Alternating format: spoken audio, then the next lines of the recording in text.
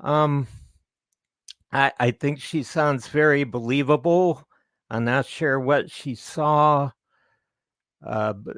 She doesn't sound certain as to the features of what she saw, but she sounds like a good witness. Yeah, I agree. Sounds, a good witness.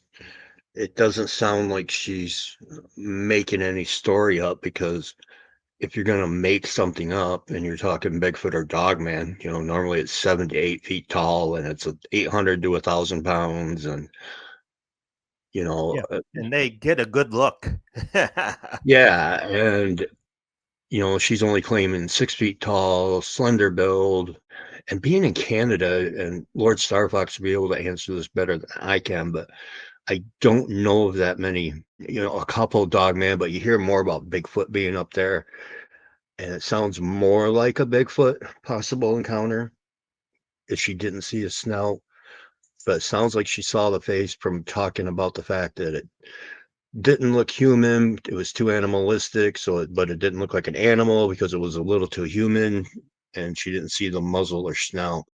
And with it moving so smooth, it's an assumption, but you can assume it probably lives in the wild to be able to navigate it so efficiently and uh, smoothly, where somebody in a suit who just happened to be laying there and wait would probably be pretty clunky trying to run through any type of brush or uh, force like that, stumbling, using her arms, but she was amazed at how fluid it moves. So to me, that kind of rules out person in a suit.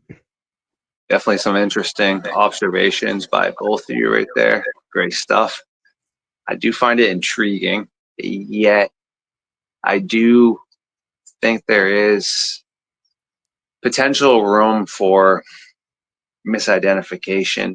Oh yeah, yeah. I think you're on to something with the misinterpretation because both Brian and we were saying does not sound like a hoaxer, does not Mm-hmm. sound like a made up story for attention, does not sound like she's looking for that type of attention. But on the other hand, was there an emotional component where they were scared out of the gourd?